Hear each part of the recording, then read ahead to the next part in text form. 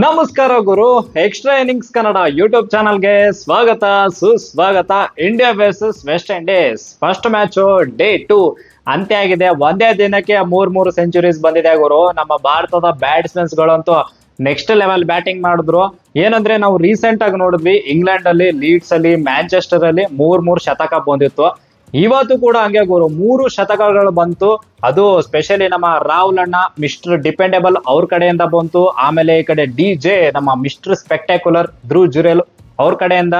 ಆಮೇಲೆ ನಿಮ್ಮೆಲ್ಲರ ನೆಚ್ಚಿನ most valuable player MVP Ravindra Jadeja, sir Ravindra Jadeja ಅವರು 3 ಜನದ ಅಂದ್ರೆ 3 ಪ್ಲೇಯರ್ಸ್ ಕಡೆಯಿಂದ ಗುರು ಸೆಂಚುರೀಸ್ ಬಂದ್ಬಿಡ್ತು. ಮೂರ್ ಶತಕ ಒಂದೇ ದಿನಕ್ಕೆ ಬಂದ್ಬಿಡ್ತು. ಒಟ್ನಲ್ಲಿ ನಮ್ಮ ಭಾರತ ತಂಡ ಅಂತೂ 448 ರನ್ನು, 5 ವಿಕೆಟ್, 286 ರನ್ನು ಲೀಡ್ ಅಲ್ಲಿ ಇದೀವಿ. ಅಂದ್ರೆ ಸುಭದ್ರ ಸ್ಥಿತಿಯಲ್ಲಂತೂ ಇದೀವಿ ಗುರು. ಸಿಂಪಲ್ ಏನಂದ್ರೆ ಡೇ 5 ವರ್ಗು ಅಂತೂ ಹೋಗೋದೇ ಇಲ್ಲ ಅಂತೂ ಕನ್ಫರ್ಮ್ ಆದಂಗ ಆಗಿದೆ. ಇನ್ನು ಡೈರೆಕ್ಟ್ ಆಗಿ ಡೇ 2 ಅಲ್ಲಿ ಏನೇನಾಯ್ತು ಏನೇನಿಲ್ಲ ಅಂತ ನೋಡ್ಕೊಂಡ್ ಬರೋದಾದ್ರೆ ಗುರು, ಫಸ್ಟ್ ಓವರ್ ಅಲ್ಲೇ ಗುರು ನಮ್ಮ ರಾಹುಲ್ ಅಣ್ಣ ಬ್ಯಾಟಿಂಗ್ ಮಾಡ್ತಿರ್ತಾರೆ.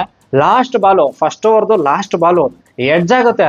ಅಲ್ಲಿ ಅಬ್ಬಾ ದೇವರೇ ಪುಣ್ಯಕ್ಕೆ ಈ ಕಡೆ ಕೀಪರು ಮತ್ತೆ ಸ್ಲಿಪ್ ಇಬ್ಬರ ಮಧ್ಯೆ ಹೋಗ್ಬಿಡುತ್ತೆ. ಯಾರು ಅಟೆಂಪ್ಟ್ ಮಾಡಲ್ಲ, ಕ್ಯಾಚ್ ಹಿಡಿಯಲ್ಲ ಅನ್ನೋ ತರ ಅಲ್ಲೊಂದು ಜೀವದಾನ ಸಿಕ್ತು ಅಂತ ಹೇಳ್ಬೋದು ನಮ್ಮ ರಾಹುಲ್ ಅಣ್ಣಂಗೆ. ಅದಾದ್ಮೇಲೆ ಅಂತೂ ಇವರು ಹಿಂದಕ್ಕೆ ನೋಡ್ಲೇ ಇಲ್ಲ ಅನ್ನೋ ತರ ಗುರು. ಈ ಕಡೆ ನಮ್ಮ ಗಿಲ್ ಅಣ್ಣ ಸೂಪರ್ ಆಗಿ ಬ್ಯಾಟಿಂಗ್ ಮಾಡ್ತಾರೆ. ಕ್ಯಾಪ್ಟನ್ 50 ಹೊಡಿತಾರೆ. ಒಂದು ಅರ್ಧ ಶತಕ ಬರುತ್ತೆ ನಮ್ಮ ಕ್ಯಾಪ್ಟನ್ ಕಡೆಯಿಂದ. First home test as A captain ಆಡ್ತಾ ಇರೋದು. So as A captain half century ಬರುತ್ತೆ ನಮ್ಮ ಗಿಲ್ ಅವ್ರ ಕಡೆಯಿಂದ. ಬಟ್ ಏನಂದ್ರೆ 50 ಯಾವಾಗ ಹೊಡಿತಾರೆ, ಅದಾದ್ಮೇಲೆ 188 ಆಗಿರುತ್ತೆ. ಅವಾಗ ವಿಕೆಟ್ ಕೊಡ್ತಾರೆ ಗುರು. ಇವರೇ ಕೈ ಚೆಲ್ಲಿದ್ರು ವಿಕೆಟ್ ಅಂತ. ಅಂದ್ರೆ ಏನೋ ಒಂದು ರಿವರ್ಸ್ ಸ್ವೀಪ್ ಹೊಡಿಯಕ್ ಹೋದ್ರು. ಈ ಕಡೆ ಚೇಸ್ ಬೌಲಿಂಗ್ ಮಾಡ್ತಿರ್ತಾನೆ ಅಣ್ಣ, ಇವ್ರು ರಿವರ್ಸ್ ಸ್ವೀಪ್ ಹೊಡಿಯಕ್ ಹೋಗ್ತಾರೆ ಗುರು. ಅವ್ರದ್ದು ಸ್ಟ್ರೆಂತೇ ಅಲ್ಲ ಅನ್ನೋ ತರ. ಬಟ್ ಏನೋ ಒಂದು ಹೊಸ ಟ್ರೈ ಮಾಡೋಣ ಅಂತ ಹೊಡಿಯಕ್ ಹೋಗ್ತಾರೆ. ಅದು ಎಡ್ಜ್ ಆಗ್ಬಿಟ್ಟು ಸ್ಲಿಪ್ ಅಲ್ಲೇ ಕ್ಯಾಚ್ ಹೋಗ್ಬಿಡುತ್ತೆ ಗುರು. ಆ ತರ ಆಗ್ಬಿಡ್ತು. ಸೊ ಅಲ್ಲಿ ಔಟ್ ಆಗ್ತಾರೆ ನಮ್ಮ ಗಿಲ್ ಅವರು. 98 ರನ್ ಪಾರ್ಟ್ನರ್ಶಿಪ್ ಅಲ್ಲಿ ಬ್ರೇಕ್ ಆಗುತ್ತೆ.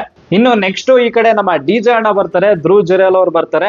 ಸೊ ರಾಹುಲ್ ಅಣ್ಣ ಮತ್ತೆ ಧ್ರುವ್ ಜುರೇಲ್ ಅವರು ಆ ಪಾರ್ಟ್ನರ್ಶಿಪ್ ಬೆಳ್ಸಕ್ಕೆ ಸ್ಟಾರ್ಟ್ ಮಾಡ್ತಾರೆ. ಈ ಕಡೆ ನಮ್ಮ ರಾಹುಲ್ ಅಣ್ಣ ಅವ್ರದ್ದು ಸೆಂಚುರಿ ಬಂದ್ಬಿಡುತ್ತೆ ಗುರು. ಒಂದು ಒಳ್ಳೆ ಸೆಂಚುರಿ, 11ನೇ ಸೆಂಚುರಿ, ಟೆಸ್ಟ್ ಸೆಂಚುರಿ ಹೊಡಿತಾರೆ. ಅದ್ರಲ್ಲಿ ಏನಪ್ಪಾ ಅಂದ್ರೆ 9 ಟೆಸ್ಟ್ ಸೆಂಚುರೀಸ್ ಹೊರಗಡೆನೆ ಇದಾವೆ ಗುರು. ಅದಕ್ಕೆ ನಾವು ಸೇನಾ ರಾಹುಲ್ ಅಂತ ಕರಿತಾ ಇದ್ವಿ. ಸೊ ಸೇನಾ ರಾಹುಲ್ ಅವ್ರಿಗೆ ಇವಾಗ 2ನೇ ಸೆಂಚುರಿ, ಹೋಮ್ ಟೆಸ್ಟ್ ಅಲ್ಲಿ ಬಂದಿರುವಂತ ಸೆಂಚುರಿ. ಅದು 2ನೇದು. ಫಸ್ಟ್ ಒನ್ ಯಾವಾಗ ಬಂದಿತ್ತು ಅಂದ್ರೆ 2016ರಲ್ಲಿ ಬಂದಿತ್ತು ಗುರು. 2016 ಅಂದ್ರೆ 3211 ದಿನಗಳ ನಂತರ ಇವಾಗ ಒಂದು ಟೆಸ್ಟ್ ಸೆಂಚುರಿ ನೋಡ್ದಂಗಾಯ್ತು. 2ನೇ ಸೆಂಚುರಿ. ಯಪ್ಪಾ ದೇವ್ರೆ, ಅದು ಯಾವಾಗ ಬಂದಿತ್ತು ಅಂದ್ರೆ ಯಾರ ವಿರುದ್ಧ ಬಂದಿತ್ತು ಅಂದ್ರೆ ಇಂಗ್ಲೆಂಡ್ ವಿರುದ್ಧ ಚಪಕಲ್ ಬಂದಿತ್ತು ಗುರು. ಡಿಸೆಂಬರ್ ಅಲ್ಲಿ ಏನೋ ಬಂದಿತ್ತು, ಡಿಸೆಂಬರ್ 2016 ಅಲ್ಲಿ ಏನೋ ಬಂದಿತ್ತು. ಬಟ್ ನಮ್ ರಾಹುಲ್ ಅಣ್ಣ ಈ ಒಂದು ಏನು ನಡೀತಾ ಇದೆ ಅಲ್ಲ ಫಾರ್ಮು ಸಕ್ಕದಾಗಿ ನಡೀತಾ ಇದೆ. ಸೊ ಒಳ್ಳೆ ಯುಟಿಲೈಸ್ ಎಲ್ಲ ಮಾಡ್ಕೊಂಡ್ರು, ಸೂಪರ್ ಆಗಿ ಆಡಿದ್ರು, ಕ್ಲಾಸ್ ಬ್ಯಾಟಿಂಗ್ ಮಾಡ್ತಾರೆ ಆಬ್ವಿಯಸ್ಲಿ. ಸೊ ಒಂದು ಒಳ್ಳೆ 100 ಬಂತು ಗುರು. ಆಮೇಲೆ ಆ ಸೆಲೆಬ್ರೇಷನ್ ಸೈಕ್ ಆಗಿತ್ತು ಗುರು. ಏನೋ ಹಿಂಗೆಲ್ಲ ಮಾಡಿದ್ರು, ಸೆಲೆಬ್ರೇಷನ್ ಸೂಪರ್ ಆಗಿತ್ತು ಅಂತ ಹೇಳ್ಬೋದು. ಸೊ ಫಸ್ಟ್ ಸೆಷನ್ ನೋಡೋದಾದ್ರೆ 97 ರನ್ಗೆ 1 ವಿಕೆಟ್ ಕಳ್ಕೊತಾರೆ ನಮ್ಮ ಭಾರತ ತಂಡ. 218 ರನ್ ಏನಾಗಿರುತ್ತೆ, 3 ವಿಕೆಟ್ ಕಳ್ಕೊಂಡಿರ್ತಾರೆ ಲಂಚ್ ಬ್ರೇಕ್ ವರ್ಗು. ಆಮೇಲೆ ಲಂಚ್ ಮುಗಿಸ್ಕೊಂಡು ಬರ್ತಾರೆ ಗುರು. ಈ ಕಡೆ ನಮ್ಮ ರಾಹುಲ್ ಅಣ್ಣ ಫಸ್ಟ್ ಓವರ್ ಅಲ್ಲಿ ಗ್ಯಾಪ್ ಅಲ್ಲಿ ಈ ಕಡೆ ವ್ಯಾರಿಕನ್ ಬೌಲಿಂಗ್ ಮಾಡ್ತಿರ್ತಾನೆ ಅಣ್ಣ, ಡ್ರೈವ್ ಹೊಡಿಯಕಂತ ಹೋಗ್ತಾರೆ ಗುರು. ಸೀದಾ ಕ್ಯಾಚ್ ಕೊಡ್ಬೇಕಾ ಅಂತ 100 ಮೇಲೆ ಒಂದು ಚೆನ್ನಾಗಿ ಬರುತ್ತೆ ಸ್ಕೋರು ಅಂತ ಅನ್ಕೊಂಡಿದ್ದೆ ನಾನು. ಬಟ್ ಅದು 100ಗೆನೆ ಸೀಮಿತ ಆಗ್ಬಿಡ್ತು. 100 ರನ್ ಹೊಡೆದಿರುವಂತ ರಾಹುಲ್ ಅಣ್ಣ ಸೆಟ್ ಬ್ಯಾಟ್ಸ್ಮನ್ ಔಟ್ ಆಗ್ಬಿಡ್ತಾರೆ ಅಲ್ಲಿ. ಅದಾದ್ಮೇಲೆ ನೆಕ್ಸ್ಟ್ ಸ್ಟಾರ್ಟ್ ಆಗದೆ ಜುಗಲ್ ಬಂದಿ ಗುರು. ನೆಕ್ಸ್ಟ್ ಲೆವೆಲ್ ಜುಗಲ್ ಬಂದಿ ಸ್ಟಾರ್ಟ್ ಆಗುತ್ತೆ. ಯಾರ್ಯಾರ ಮಧ್ಯೆ ಆದ್ರೆ ಈ ಕಡೆ RJ ಮತ್ತೆ DJ ಇಬ್ಬರ ಮಧ್ಯೆ ಜುಗಲ್ ಬಂದಿ ಅಂತ ನೆಕ್ಸ್ಟ್ ಲೆವೆಲ್ ಸ್ಟಾರ್ಟ್ ಆಗುತ್ತೆ ಅಂತ ಹೇಳ್ಬೋದು. ಏನ್ 218 ರನ್ 4 ವಿಕೆಟ್ ಹೋಗಿರುತ್ತಲ್ಲ, ಅಲ್ಲಿಂದ ನೆಕ್ಸ್ಟ್ ವಿಕೆಟ್ ಯಾವಾಗ ಹೋಗೋದು ಹೇಳಿ, 424 ರನ್ ಇರ್ಬೇಕಾದ್ರೆ 5ನೇ ವಿಕೆಟ್ ಹೋಗುತ್ತೆ ಗುರು. ಆ ಲೆವೆಲ್ಗೆ ಇಬ್ಬರದು ಪಾರ್ಟ್ನರ್ಶಿಪ್ ಬಂತು. ಈ ಕಡೆ ನಮ್ಮ DJ ಅಣ್ಣನ್ ಬಗ್ಗೆ ಹೇಳ್ಬೇಕು ಅಂದ್ರೆ ಧ್ರುವ್ ಜುರೇಲ್ ಅವ್ರು ಕೊಟ್ಟಿರುವಂತ ಅಪರ್ಚುನಿಟಿ ಸರಿಯಾಗಿ ಯೂಸ್ ಮಾಡ್ಕೊಂಡಿದ್ದಾರೆ ಗುರು. ಸೂಪರ್ ಆಗಿ ಯೂಸ್ ಮಾಡ್ಕೊಂಡಿದ್ದಾರೆ ಅಂತ ಹೇಳ್ಬೋದು. 125 ರನ್ ಹೊಡೆದ್ರು ಗುರು. ಮೇಡನ್ 100 ಬರುತ್ತೆ, ಟೆಸ್ಟ್ 100 ಬರುತ್ತೆ. ಇನ್ನು 12ನೇ ವಿಕೆಟ್ ಕೀಪರ್ ಅಂತೆ ಇವರು. ಟೆಸ್ಟ್ 100 ಹೊಡೆದಿರೋರು ಭಾರತದ ವಿಕೆಟ್ ಕೀಪರ್, 12ನೇ ವಿಕೆಟ್ ಕೀಪರ್ ಅಂತೆ.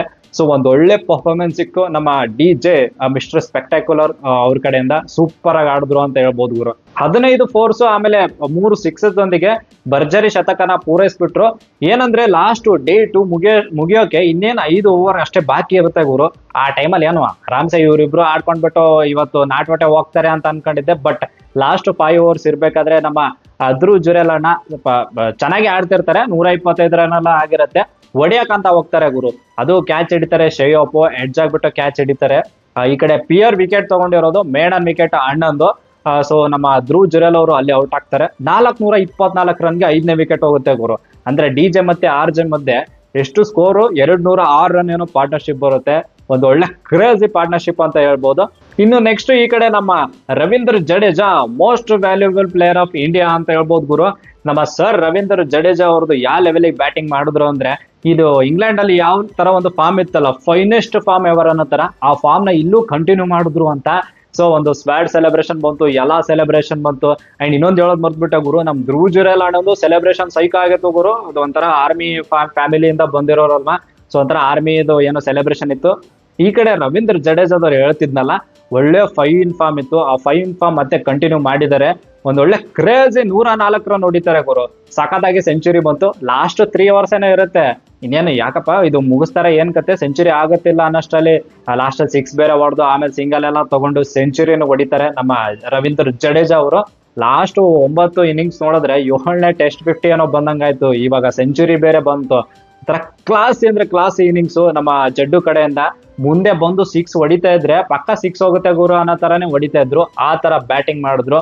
ಸೊ ಕೊನೆಯಲ್ಲಿ 448 ರನ್ 5 ವಿಕೆಟ್. ನಮ್ಮ ಭಾರತ ತಂಡ ಅಂತೂ 280 ರನ್ ಲೀಡು ಗುರು ಇವಾಗ. ಈ ಕಡೆ ನಮ್ಮ ಸುಂದ್ರಣ್ಣ 9 ರನ್ ಹೊಡ್ಬಿಟ್ಟು ಅಜಯರಾಗಿ ಉಳಿದಿದ್ದಾರೆ. ಇನ್ನು ನಮ್ಮ ರವೀಂದ್ರ ಜಡೇಜಾ ಅವರು ಕೂಡ 105 ರನ್ 104 ರನ್ ಏನೋ ಹೊಡೆದ್ಬಿಟ್ಟು ಇನ್ನು ಅಜಯರಾಗಿ ಉಳಿದಿದ್ದಾರೆ. ಸೊ ನಾಳೆ ಬೆಳಿಗ್ಗೆ ಅಂದ್ರೆ ಡೇ 3 ಬೆಳಿಗ್ಗೆ ಇವರೇ ಬ್ಯಾಟಿಂಗ್ ಮಾಡ್ಬಿಟ್ಟು ಮಧ್ಯಾಹ್ನದವರೆಗೂ ಮಾಡ್ತಾರೆ ಗೊತ್ತಿಲ್ಲ. ಬಟ್ ಆದಷ್ಟು ಇನ್ನೊಂದು 100 ರನ್ ಎಕ್ಸ್ಟೆಂಡ್ ಮಾಡ್ತಾರೆ ಅನ್ಸುತ್ತೆ ಲೀಡು.